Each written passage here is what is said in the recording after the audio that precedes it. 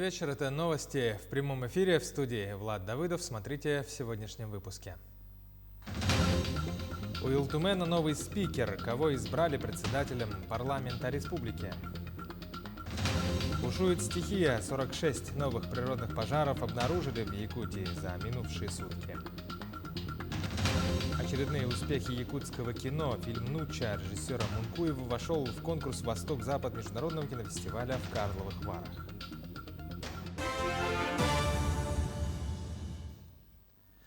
С учетом пока невысокого уровня вакцинации и немалого количества выявляемых случаев COVID-19 в Горном Улусе, игры Манчары решено провести без зрителей.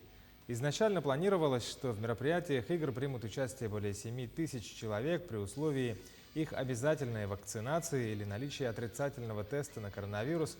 Но на сегодня в районе процент вакцинированных составляет всего 30% при запланированных 70%. Об этом сообщил вице-премьер республики Сергей Мясников.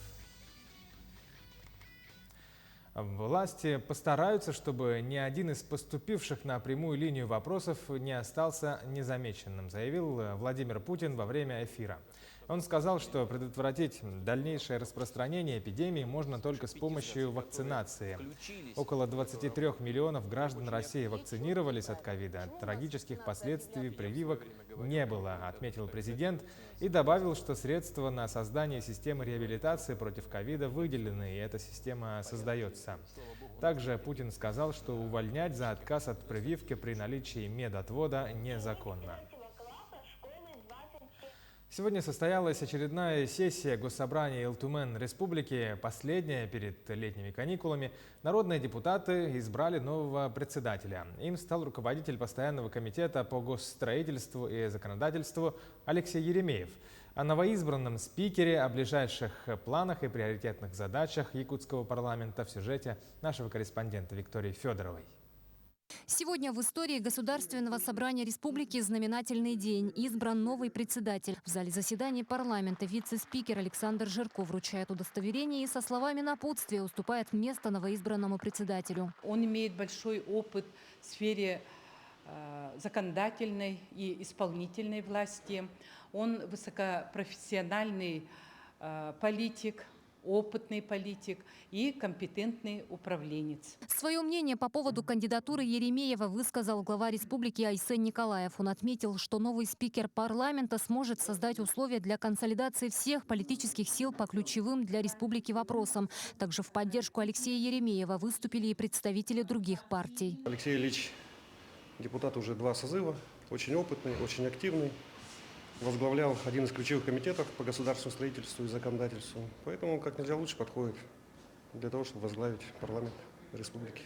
Подходы могут отличаться, но цель у всех одна. Свою поддержку выразил руководитель коммунистической партии Виктор Губарев. Поддержать его кандидатуру с учетом того, что мы прежде всего, каждый депутат Госсобрания Илтумен, это проявляется в работе Еремеева Алексея Ильича, что мы и едины в том, чтобы сделать нашу Российскую Федерацию безопасной, благополучной, с высоким уровнем жизни, в том числе многонациональной нашей республики. В свою очередь Алексей Еремеев поделился основными целями и приоритетными задачами, которые ставит перед парламентариями. Нам нужно здорово потянуться по подготовке проектов законов, проектов постановлений. Это касается всех комитетов, потому что комитет – это основное ядро нашего Государственного собрания Илтумен, где готовятся проекты законов и где проходит вся дискуссия и проработка данных нормативных актов. Кроме того, спикер отметил необходимость максимально синхронизированной работы парламента с региональным правительством. Должны работать консолидированно, конструктивно, начиная от нормативных актов по регламенту Госсобрания, по правительству республики, чтобы у нас четко была налажена эта работа. И в какой-то степени нам нужно будет сократить количество других форм работы в Государственном собрании для того, чтобы повысить их значимость и эффективность. Также и с муниципальными образованиями, в частности, укрепить работу с населением и научить его грамотно высказывать свою точку зрения, чтобы в принятии тех или иных проектов учитывать мнение граждан. Виктория Федорова, Павел Пахомов, Якутск. 46 новых природных пожаров обнаружили в Якутии за минувшие сутки. Об этом сообщает авиалесоохрана. Одновременно такое же число удалось ликвидировать.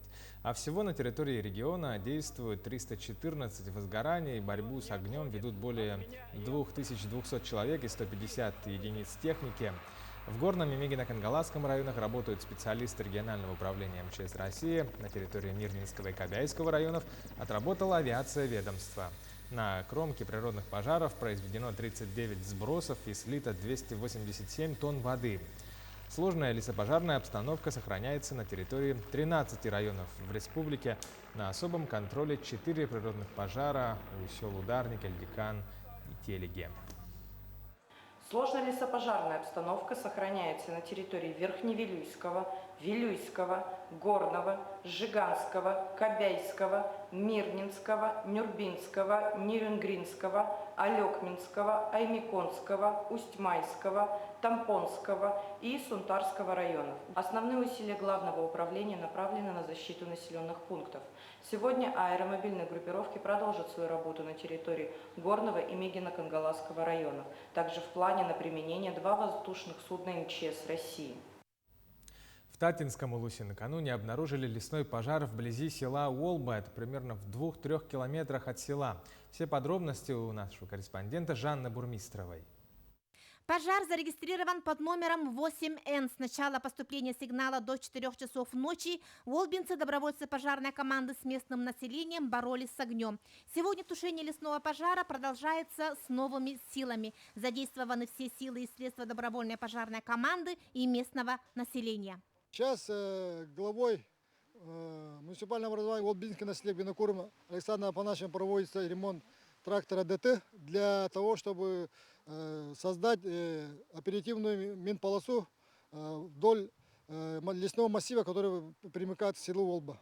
В связи с пожаром при дорожной полосе, задымлениями, плохой видимостью перекрыт участок трассы Якутск-Колыма с 326 километра по 365. Здесь организовано дежурство работников автоинспекции. Леонид Пуш и Тарас Соловьев, державшие путь с Якутска до Хандыги, застряли здесь на неопределенное время. Пока не разрешат въезд в Томпонский район, путники решили добровольно помочь жителям Улбы в тушении пожара.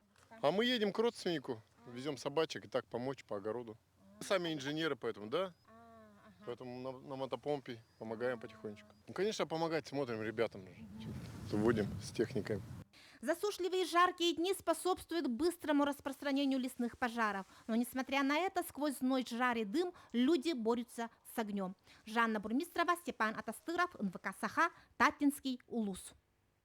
Роспотребнадзор выявил содержание вредных веществ в воздухе столицы. В частности, отмечается превышение предельно допустимой концентрации диоксида азота. Смог в столице республики вызван действующими лесными пожарами в Горном и Мегино-Кангаласском улусах, а также возле пригородного села Маган. В рамках нацпроекта «Экология» Якутлесресурс вот уже 3-й год подряд закупается лесопожарной техникой. Как сообщил во время прямого эфира в соцсетях директор предприятия Джулустан Хон, в этом году будут приобретены 44 единицы техники для борьбы с лесными пожарами. Цитата: «До участия в нацпроекте «Экологии» наше предприятие эксплуатировало технику 90-х, начала 2000-х годов. Она подверглась износу. Благодаря нацпроекту мы на протяжении 3 лет закупаем новую лесопожарную технику, которая у нас сильно выручает», — сообщил Джулустан Хон. По данным оперативного штаба, выявлено за минувшие сутки 90 новых случаев коронавирусной инфекции. Из них в столице 57 случаев. Что касается районов, то в Алданском районе 7, в Нерюнгринском 5 случаев, в Вилюйский и Джурабчинский районы по 3 случая, Амгинский, Верхневилюйский, Мирнинский, Аймиконский и Хангаласский районы по 2 случая, Верхоянский, Мегино-Кангаласский, Намский, Нюрбинский и Усть-Алданский районы по 1 случаю в день. Отмечается, что по-прежнему большинство случаев инфекции остаются завозными. Оперативный штаб республики обращает также внимание на то, что единственным способом защитить себя и своих близких от коронавирусной инфекции является только вакцинация. В эти дни вакцина будет завезена в те районы республики, в которых ее на сегодняшний день не хватает. В республике сегодня есть ряд районов, в которых вакцины уже нет. В связи с этим мы предлагаем гражданам непосредственно осуществить запись в медицинских учреждениях, и в ближайшее время, соответственно, вакцина туда поступит. Сегодня в 15:00 вылетает вакцина в Верхневилюйск, а выезжает вакцина в Алдан. Часть вакцины непосредственно передается у нас в ближайшее время в Нирингринский район. Также поступление вакцины завтра будет осуществлено в Булунский улус. Те районы, в которых большое количество вакцины достаточно длительное время не используется, соответственно, будет осуществляться их передача в соседние улусы, там, где есть такая потребность. К другим новостям, третий день в Якутске проходит Всесоюзный научный молодежный геокриологический форум, на котором обсуждают важные вопросы, связанные с развитием геокриологии. В предыдущие годы в форуме принимали участие ученые из России, СНГ, США, Китая, Японии и Франции. В этом году встречи с представителями разных стран идут в онлайн-режиме. Форум разделен на две части. Первая – это научные конференции с 28 июня по 2 июля, а вторая – участие в полевой школе, семинаре. Это с 3 по 13 июля. Наша конференция уже идет в течение 3 дней. Она закончится уже завтра, а после этой конференции наши участники поедут на полевую школу-семинар в сторону Кызылсыра, на тот берег нашей реки Вилюй, для изучения межлодных условий тукуланов Махатта. В дальнейшем, чтобы узнать побольше об этих природных явлениях, так называемых природных тукуланов, и сделают соответствующие выводы. Я сейчас не могу, конечно, сказать, что они там узнают, но мы посмотрим. 1 июля в отдаленных и труднодоступных территориях Алекминского района стартует всероссийская перепись населения. В течение июля в 32 населенных пунктах переписчики должны обойти 3551 помещение и переписать там 6103 человека. Во всех остальных 22 населенных пунктах перепись намечена к проведению в общие сроки с 1 по 31 октября. На втором этапе предстоит переписать 15 895 человек. Фильм «Нучча» якутского режиссера Владимира Мункуева вошел в конкурс под названием «Восток-Запад» Международного кинофестиваля в Карловых Варах. Кинопросмотр пройдет 20-28 августа. В конкурсе 12 фильмов и только один из России. Картина была представлена на кинорынке в Таллине и стала победителем программы Works in Progress Awards в категории Post Production Awards, которая дает с проектом самым сильным, смелым художественным видением, успешно сочетающим в себе творческий и коммерческий потенциал.